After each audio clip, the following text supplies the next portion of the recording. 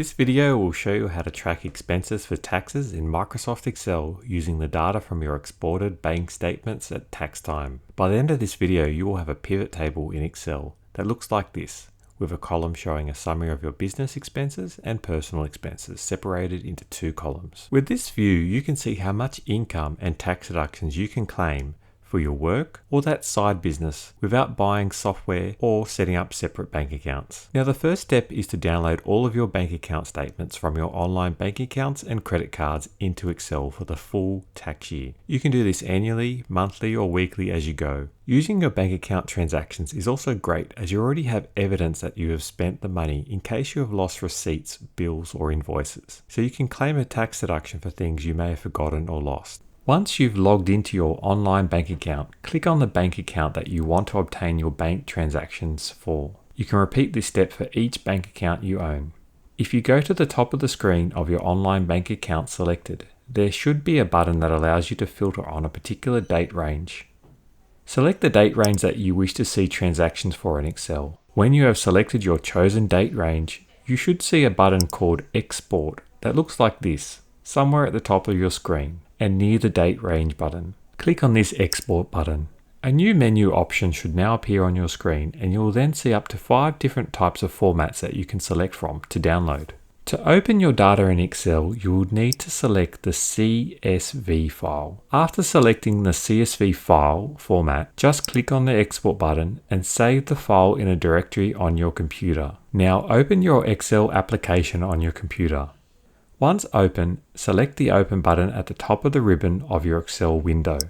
Then go to the location where you saved your CSV file from your bank account that you just saved on your computer. Now importantly, when you go to the directory, you will first notice that your CSV file does not appear. Don't worry, your file is there, but it's just not visible yet. All you need to do to make your CSV file visible is to change the type of file at the bottom of this dialog button from All Excel Files to All Files, just like this, and your file should appear where you saved it. You can now press the Open button and your CSV file will now open in Excel. In this export, the description column contains lots of useful information that we can use to organize our data into categories. But first we need to clean this data up a little bit before we can make it useful.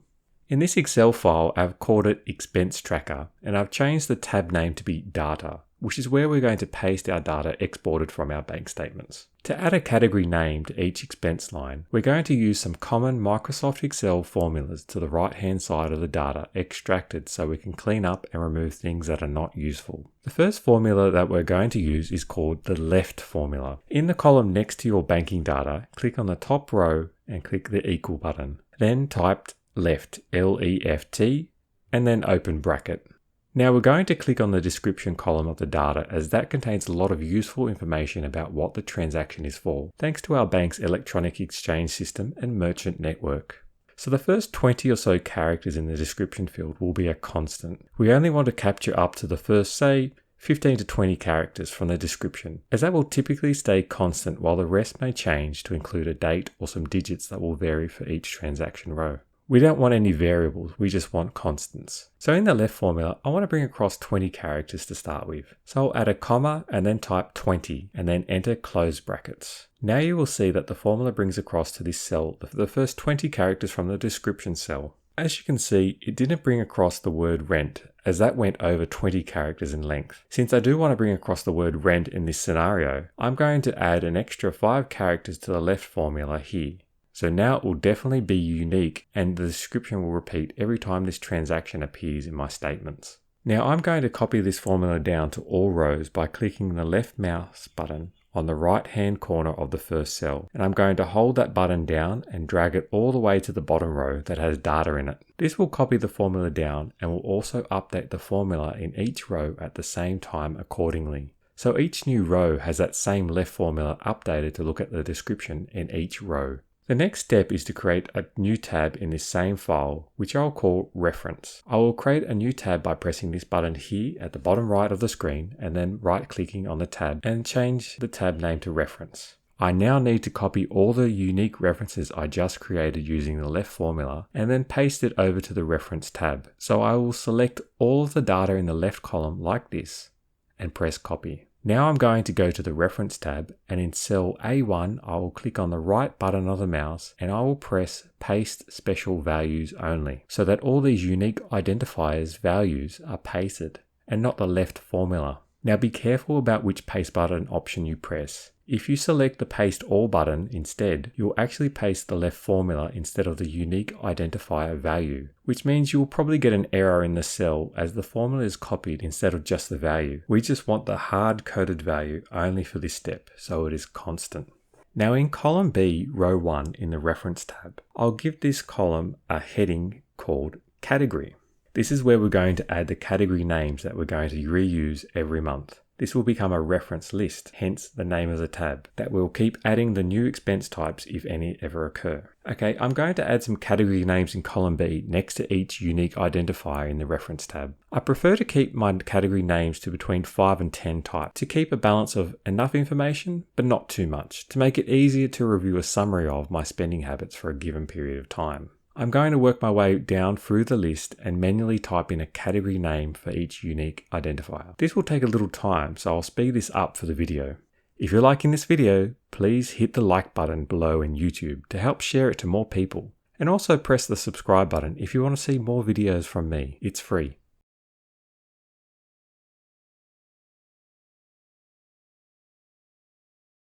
Okay, that took about 5 minutes to do in real time to get started, which is pretty good considering most of these expenses I won't need to add a new category name ever again. It should take even less time in future as I add more data. Now that we've got the categories set up for our unique identifiers, we're going to create a formula called the VLOOKUP. With this VLOOKUP, we're going to use it to automatically apply the category names in this column for each row of data. The VLOOKUP works by matching the unique identifier we created in the reference tab to the value in the column with the left formula next to it just here. Click on the top cell in the column next to the column with the left formula and press the equal button and type VLOOKUP in one word and open bracket. Now click on the cell with the left formula on the same row, then press the comma button. Then we need to go to the reference tab and select all of column A and B like this, so that all data in the field is selected, and then press the comma button. Then we'll enter number 2 for column 2, then press the comma button again and type false, F-A-L-S-E, for an exact match. Then type close bracket and press enter. Now you can see the formulas work straight away and it's matched the first transaction with category name of rent, which is correct. Now to do this for all rows, you need to click on the left mouse button on the right hand side of column F, row 2 of this completed formula, and we'll drag it down to the last row with data to copy the VLOOKUP formula, which will automatically update the formula for each row. Now that we've matched every single item with a category name, we should not have any errors as every row does have a unique identifier in the list now. If you do have an error, it is likely because the left formula was not copied across correctly, and you'll need to go back to that step and check. Now with each new month or data from another bank account that you want to add to this list, you can simply repeat the above process again and add the new data underneath the previous data you've just pasted in, and then just copy the two formulas down to the last row of data again. Also, remember to add any new expenses that you incur in the new data to the reference tab, which you'll see if you have an error in the VLOOKUP column. To create a pivot table, I'm going to create a new tab by using the plus button at the right hand corner and then change the name to Summary by right-clicking with the mouse button on the tab. I'm going to move this tab to the left-hand side of all the tabs as it will become the most important tab very soon. Click on the cell A1 of this new Summary tab. Then at the top of the Excel screen ribbon, click on the Insert tab right here. And then in the Tables group here, click Pivot Table. It will then bring up a new dialog box, and we're going to click on this part of the dialog box, and then we'll go to our Data tab, and then we will select all the columns that have data, like this, right across, including all the rows below. You can just select all the rows with data in them right now. However, by selecting the entire range this way, we have also included all of this blank space underneath the data I have currently added, so that any new data will be included in the range of the pivot table automatically. I'll select OK. We now have the beginning of a pivot table in our Summary tab, but as you can see, it's currently got no data showing, which is okay, as we'll quickly change that. Once you click the pivot table section like this, it will bring up an extra 2 ribbons at the top of the Excel menu screen right here. Also on the side of the screen, an extra dialog box called a field list should appear. If this box doesn't appear, you can always click on this button here and it will appear. You can also deselect the field list by clicking on this button again if you want to add more room on your screen. Okay, to populate the pivot table, I can add my categories column to the pivot table by inserting it into the rows quadrant just here.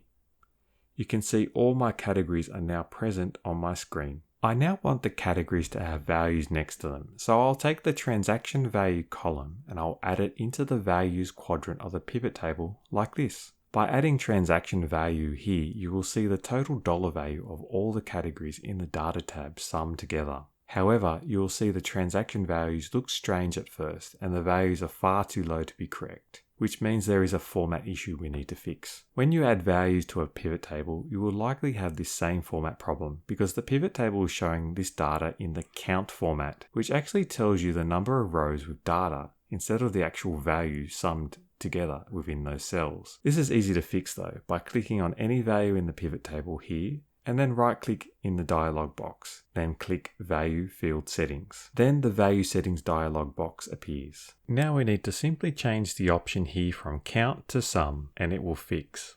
While we have this dialog box open, let's update the number format too. Click number format and then go to number like this. I like to add separators to separate the thousands, which makes numbers a little bit easier to read on the screen. You can also reduce the number of decimal points if you prefer. The other thing I like to do is to show my negatives, which are my expenses, in red font. This also means my positive numbers will be shown in black font, which is my income sources.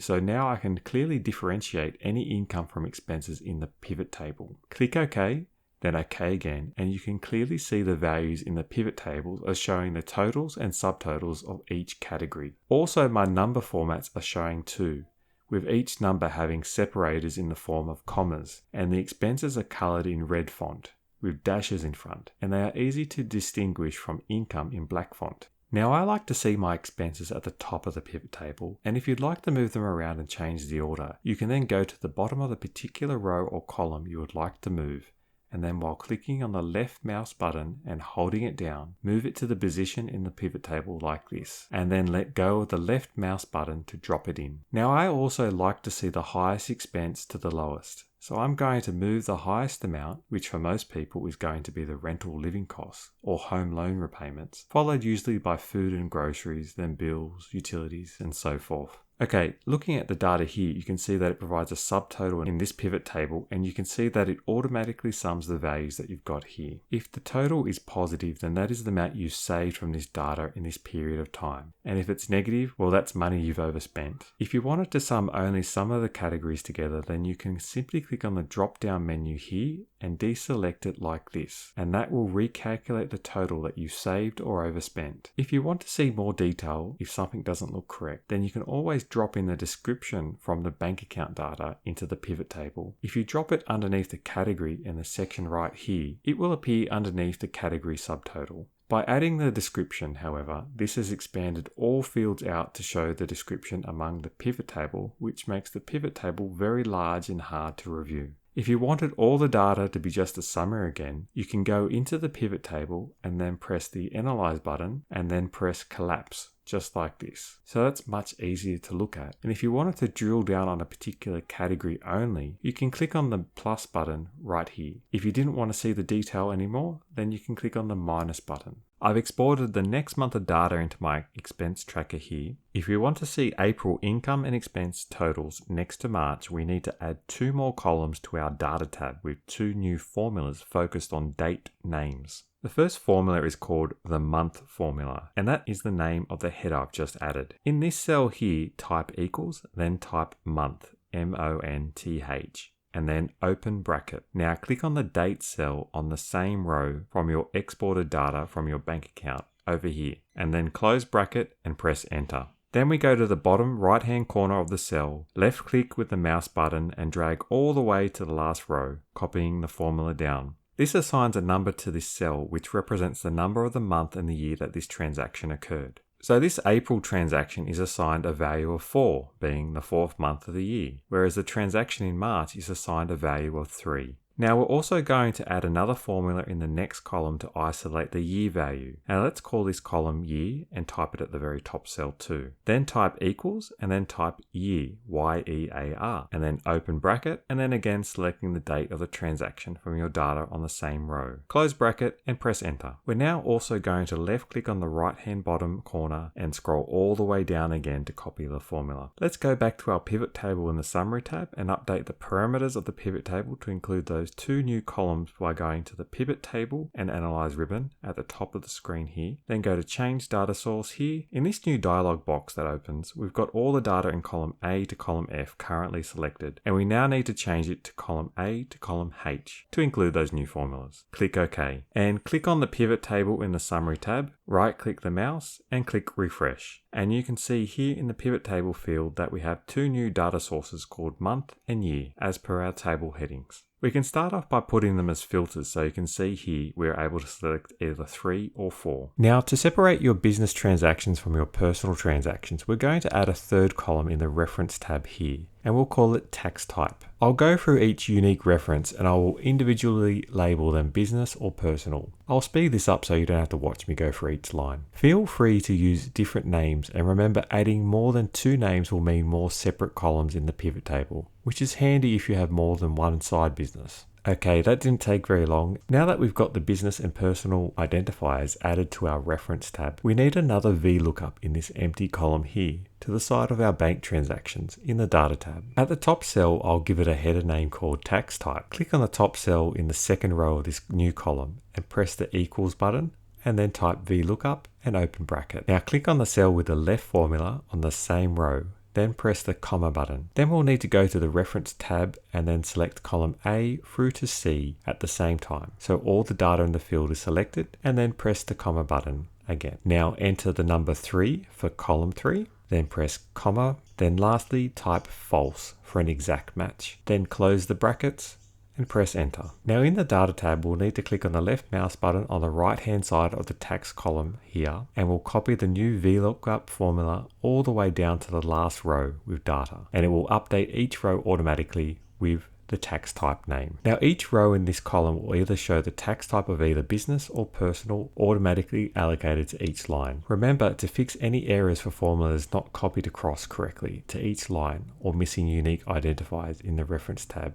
as you add new data for new periods. Now go to the summary tab and click on your pivot table. As we add a new column of source data, we now need to add this to our pivot table reference. Click on the pivot table and then go to the pivot table analyze ribbon up the top here, and then go to change data source here, then change data source.